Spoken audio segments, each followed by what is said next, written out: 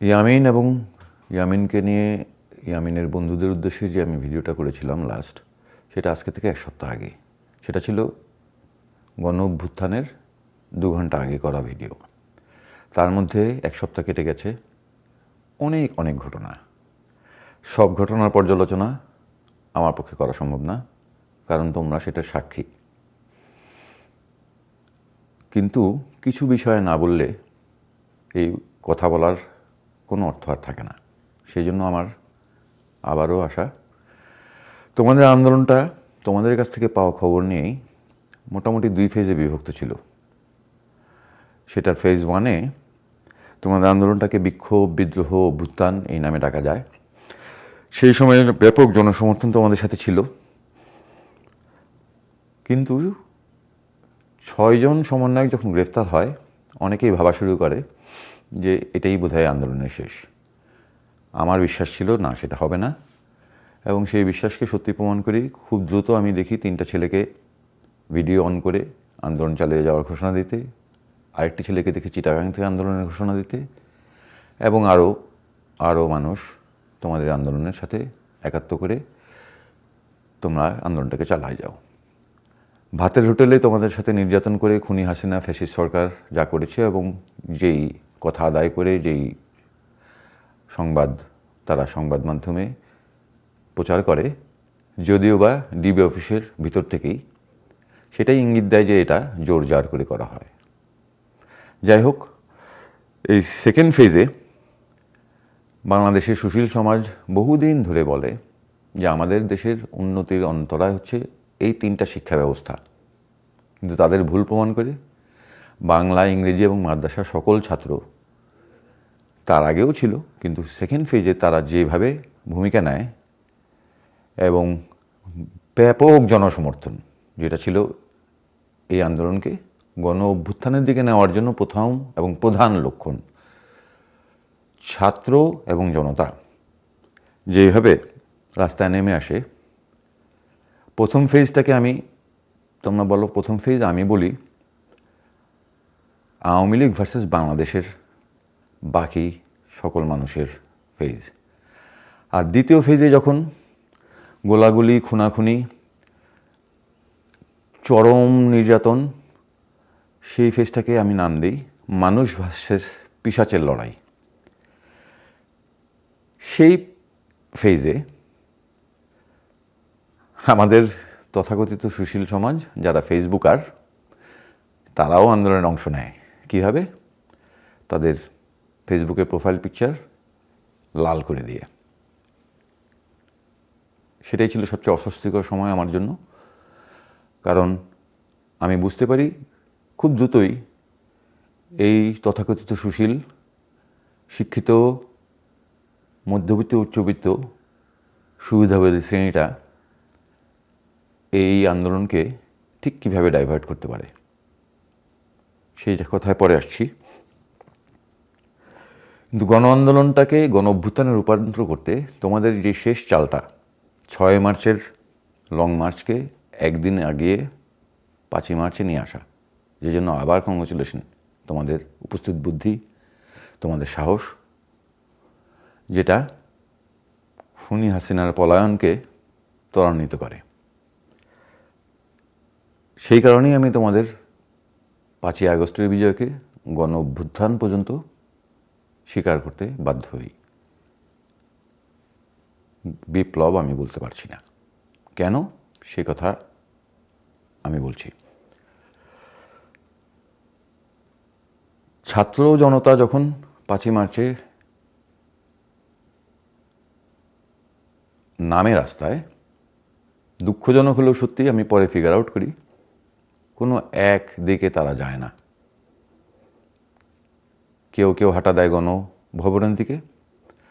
তোমাদের কারো অবস্থান ছিল, পরে জানতে পারি, ছাত্র নেতৃত্বের অবস্থান ছিল শহীদ মিনারে। কালচারাল অঙ্গনের মানুষ যেহেতু শাহবাগ ছাড়া কিছু বোঝে না, তারা যায় বোধহয় শাহবাগের দিকে। কিন্তু আমার জানা মতে পৃথিবীর ইতিহাসে কোনো গণ অভ্যুত্থানের কেন্দ্র এত দিকে থাকে না।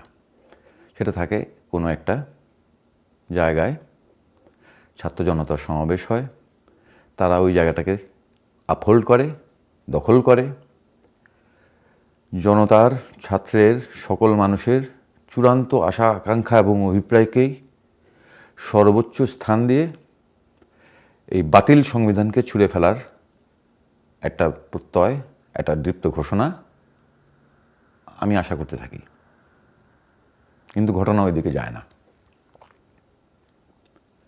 শুধু তাই না, you guys fail to declare ঠিক কোন মৌলিক পরিবর্তন বা সংস্কার মৌলিকভাবে উপস্থাপন করতে তোমরা ব্যর্থ হও। একটু পরিষ্কার করে বলি, সাম্য, মানবিক মর্যাদা, সামাজিক ন্যায় বিচার শুনতে অনেক সুন্দর শোনায়।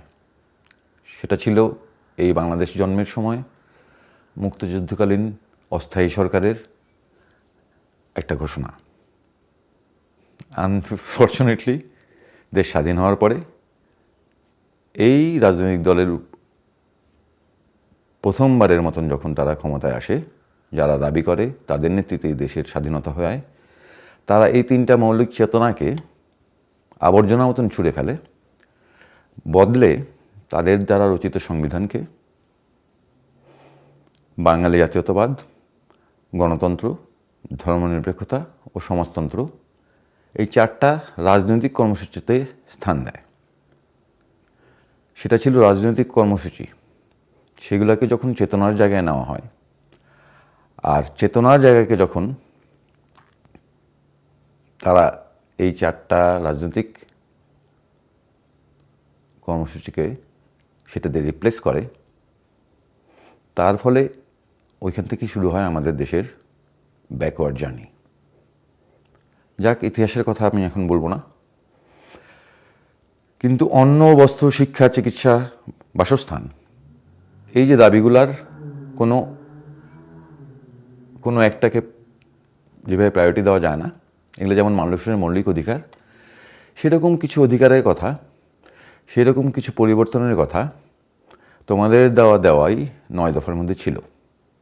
আনফর্চুনেটলি কিছু সুশীল সমাজে অবভিয়াসলি আমার কোনো সন্দেহ নেই, আর জনতা এবং জনতার বিপুল চাহিদায় তোমরা ওই 9 দফাকে ভুলে 1 দফায় আন্দোলনে চলে আসো শেষের দিকে।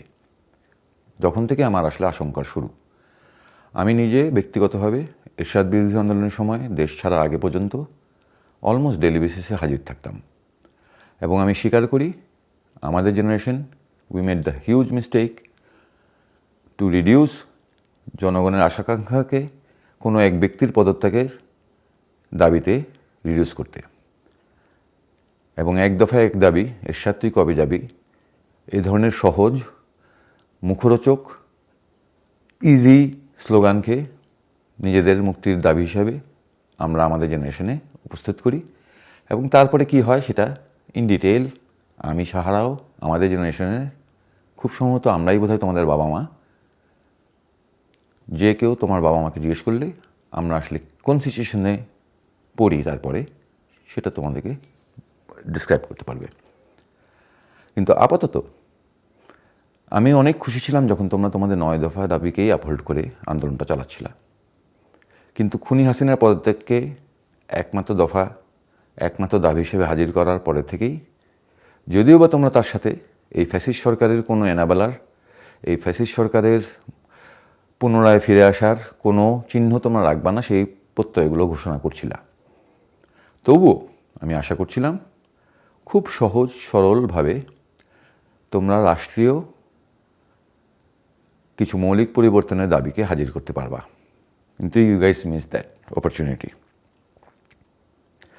এবং আমি আশা করছিলাম কেন্দ্রীয় শহীদ মিনার কিংবা গণভবন, যেটাকেই তোমরা রাইট মনে করো, কোনো এক জায়গায় জনতাকে নিয়ে অবস্থান করতে সক্ষম হবা। You guys miss that opportunity too. ফ্যাসিবাদ কী জিনিস সেটা ব্যাখ্যা আমি এখন আর করব না, কিন্তু নিকৃষ্ট স্বৈরাচার যে এই হাসিনা খুনি সরকার ছিল সেটা নিয়ে কোনো দ্বিমত আমার মনে হয় না কেউ রাখতে পারবে। কিন্তু সেই সরকারের দ্বারা নিয়োজিত সেনাপ্রধান যখন তোমাদের অর্জিত গণঅভ্যুত্থানকে নিজের কন্ট্রোলে নিয়ে তার ওখানেই যখন সবাইকে ডাক দিয়ে ফার্সিক্যাল কিছু কথাবার্তার মধ্যে একটা অবিশ্বাস্য বাজে স্ক্রিপ্টের একটা ভাষণের মাধ্যমে এবং সেই স্বৈরাচারী সরকার, সেই খুনি হাসিনা সরকারের দ্বারা নিয়োজিত রাষ্ট্রপতিকে রেখে যখন পরবর্তী আয়োজন এবং সরকারের নতুন সরকার গঠন করার তোড়জোড় শুরু হয়, আমার আশঙ্কা বাড়তেই থাকে। যাই হোক, তারপরে তোমরাও বোধহয় তার ডাকে সাড়া দিয়ে সেখানে যাও, কিন্তু সেখানে উপস্থিত সুশীল সমাজ, চাটুকার সংবাদ মাধ্যম,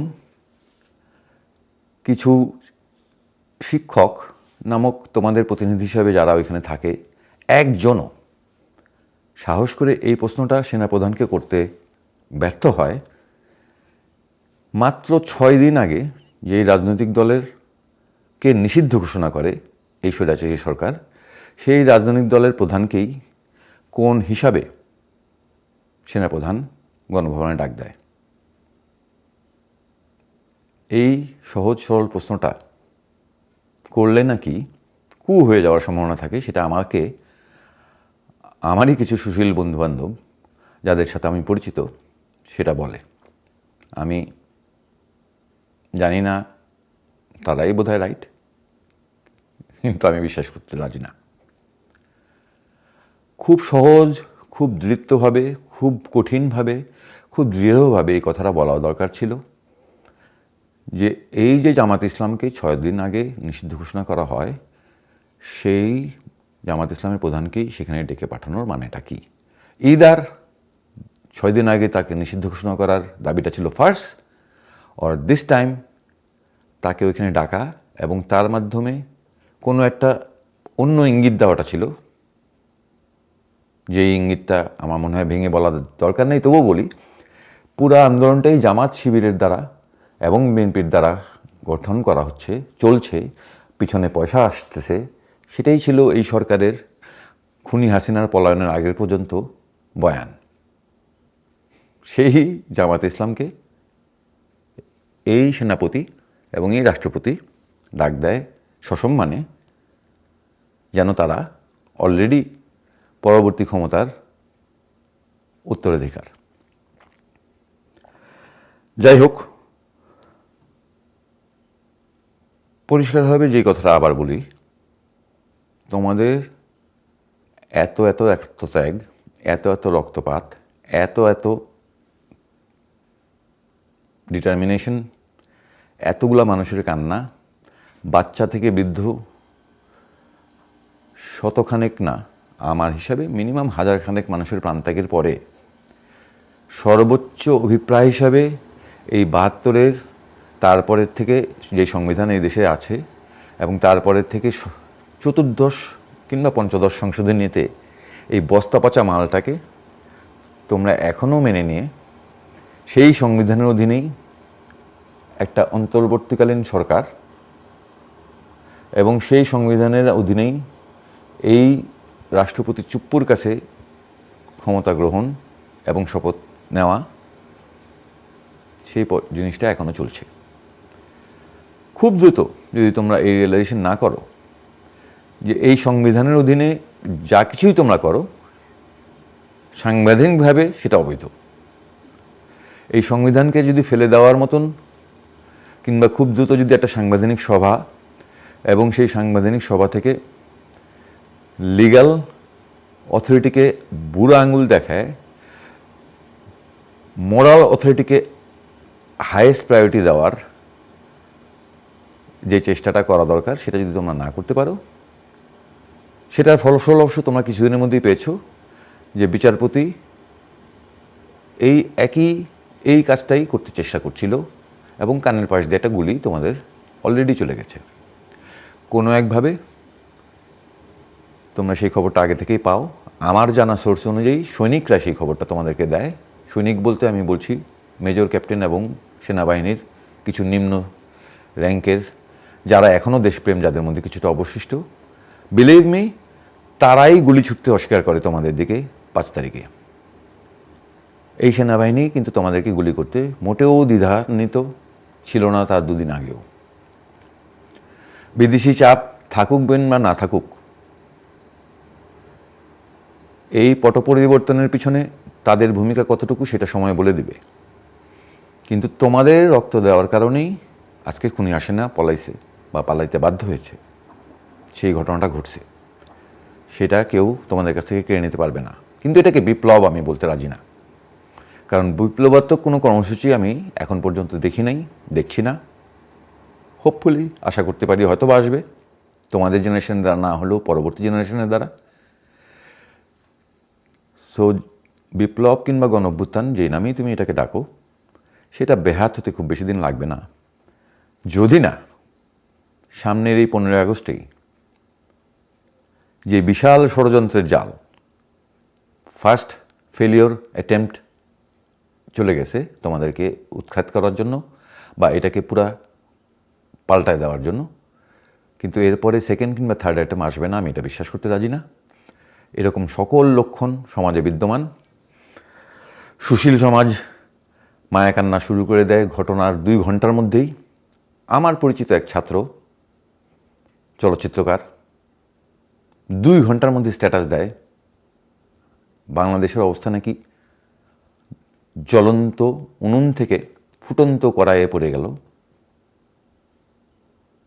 লুটপাট, 32 নম্বরের বিল্ডিংয়ে ভাঙন, আগুন ধরানো, সুধা ভবনে আগুন ধরানো, এসব দেখে তাদের অন্তরে কী যে মায়া। 110, 20, 30 বছর আগে কার্ল মার্কসের কোটেশন ফেসবুকে ঘুরতে থাকে যে এমন একটা সময় আসবে যখন মানুষ বস্তুকে মানুষের উপরে স্থান দেবে। কি ভয়ঙ্কর দূরদর্শী মানুষ! বাঙালিদের উদ্দেশ্যে কি বলেছিল আই ডোন্ট নো, কিন্তু we are capable of doing that shit. Take some criticism, do not think তোমাদের খাস নিয়তে করা কাজ, তোমাদের এই আন্দোলন এত দ্রুত ব্যর্থ হতে দিও না। 15ই আগস্টে আমার আহ্বানে না, তোমরাই যেন আহ্বান জানাও যে রাস্তা থেকে যেভাবে আন্দোলন করে তোমরা দেশটাকে একটা অবিশ্বাস্য অপরচুনিটির মুখে নিয়ে আসছো, সেটা ব্যর্থ হতে দিও না।